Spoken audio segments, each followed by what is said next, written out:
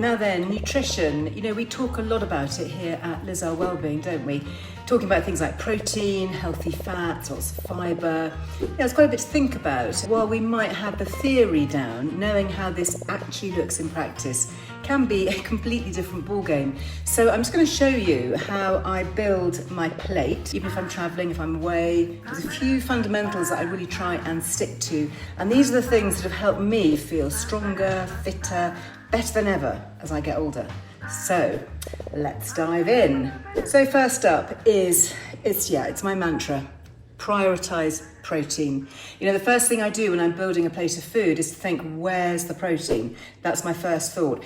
It's just so essential, you know, especially for midlife. And most of us aren't getting enough of it. So here I've just got some grilled chicken, but I might have a tin of sardines, for example. Maybe I've got here a bit of marinated tofu. So that's going to give me around 20-ish grams of protein. And the experts that I've spoken to are advocating around 1 to 2 grams of protein per kilo of body weight, depending on how active you are. So the more active, the more protein that you need. So I aim to get around 30 grams of protein at each meal.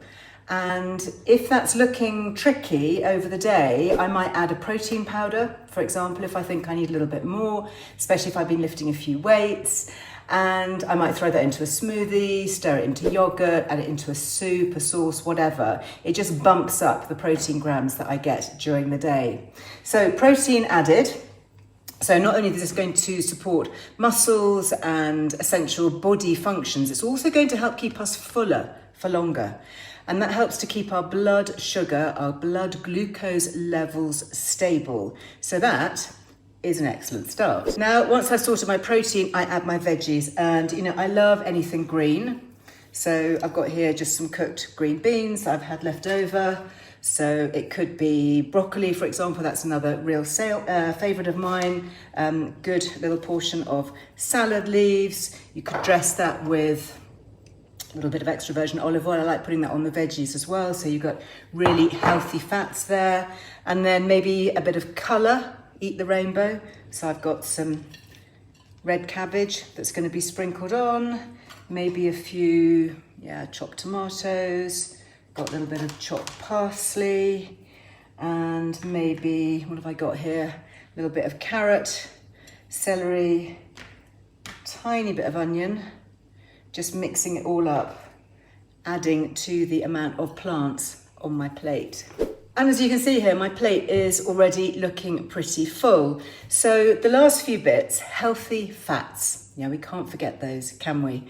So I'm a big fan of avocados, for example, nuts and seeds. I've got a little diversity jar here, sprinkle that on, or I might have a little bit of grated cheese. Again, that's really good because it's giving me healthy fats, it's giving me extra protein as well. I guess the healthy fats on my plate are probably taking up around maybe 10, 15%. So not loads, but we definitely don't want to miss out. One of my other favourite tricks, boiled egg. Literally, I keep those in the fridge and I just put them on just about everything because they are a complete form of protein and they're just such a great way to up the protein of any dish. So not forgetting carbs. So if you want a bit of carb, there's not a huge amount of room left on my plate, which is kind of deliberate. I want to prioritise the protein first and then the veggies. But look, I can make a little space. So I've got here some cooked brown lentils that I had left over from the other night. So I'll just kind of pop those in the corner there.